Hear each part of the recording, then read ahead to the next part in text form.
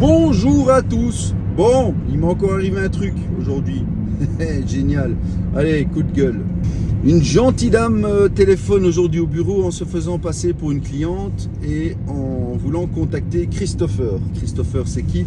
C'est un gars qui est chez nous, qui est chef d'équipe, mais qui fait également les devis, qui est là depuis plus de 10 ans. Et il faut absolument qu'elle ait contact avec Christopher. Elle doit lui parler d'un truc important, apparemment par rapport à son devis. On lui propose, mon frère qui est au bureau, donc ma soeur propose de passer mon frère. Elle veut pas mon frère, elle veut Christopher. Donc ma soeur, qu'est-ce qu'elle fait? Elle donne le numéro de Christopher. Et évidemment, après, on demande à Christopher qui était cette dame. Et là, Christopher nous explique qu'en fait, cette dame l'a appelée, c'est une chasseur de tête. Et ouais, ça n'existe pas que dans les films. Et en gros, elle était là, elle était envoyée par une grosse société qui cherche absolument un deviseur. Et donc, en fait, elle va débaucher, je ne sais pas si c'est comme ça qu'on dit, dans les entreprises des hommes. Ce qui est génial, c'est que elle dit déjà d'avance, si vous venez chez nous, vous aurez un meilleur salaire et de meilleures conditions. Sans savoir ce qu'il touche chez moi, sans savoir ce que même le gars il vaut. Après, évidemment, si ça fait 10 ans qu'il est chez moi, voilà, c'est qu'il vaut quand même quelque chose, on est bien d'accord. Mais, enfin, c'est quand même incroyable.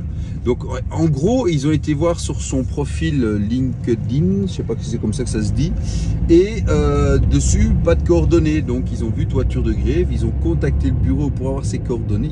Ils sont quand même culottés. Ils sont culottés, les gens, quand même.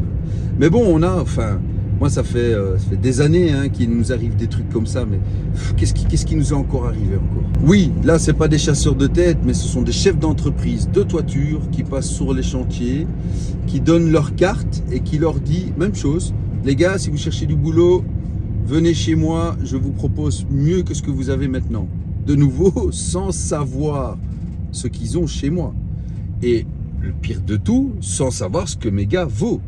Aujourd'hui, c'est triste à dire, mais même si j'ai un gars qui vaut rien sur ce chantier, en gros, juste parce qu'il a un t-shirt toiture de grève, on est prêt à lui proposer une somme de fou. Et je vous jure que c'est arrivé.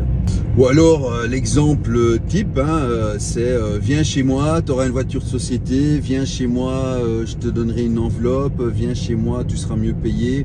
Et ce qui est génial, c'est que j'ai eu le cas avec un ouvrier, c'est que on lui proposait un meilleur salaire que chez moi. Donc cet ouvrier, comme voilà, il a eu des petits soucis financiers, il ne pouvait pas cracher là-dessus. Et donc il est parti.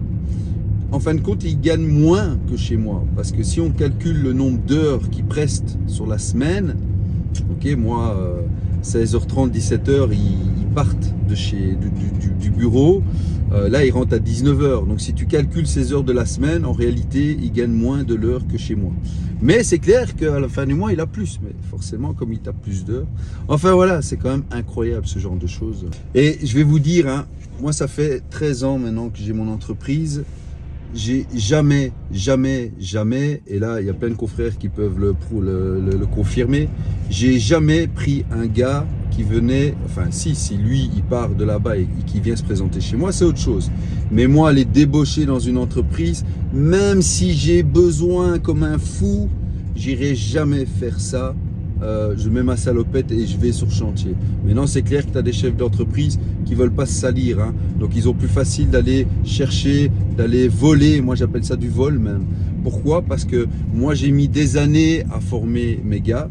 Je prends l'exemple de Christopher. J'ai mis 10 ans à le former. Il a été formé au sein de mon entreprise. Donc, comme partout, quand tu formes un gars, tu perds des sous. Après, quand il est qualifié, tu en gagnes. Alors quand tu as quelqu'un qui vient te le chercher comme ça, c'est juste dégueulasse, je trouve. Voilà. Mais on est arrivé à ce stade aujourd'hui. On est arrivé au stade où la main d'œuvre est tellement difficile que les gens n'ont pas de scrupule d'aller piquer des hommes chez l'un et chez l'autre. Enfin, c'est quand même incroyable, quoi.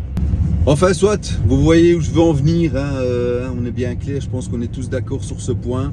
Mais dites-moi vous en commentaire quel a été le truc le plus fou qu'on vous a fait en essayant de piquer vos gars ou alors si vous le faites, si vous piquez des gars, Ah, dites-moi pourquoi vous faites ça, les gars. Non, non, non. Il faut qu'il y ait du respect entre nous, entre confrères. Je sais pas. On peut pas faire ça. Enfin, moi, je comprends pas ça. Je ne comprends pas.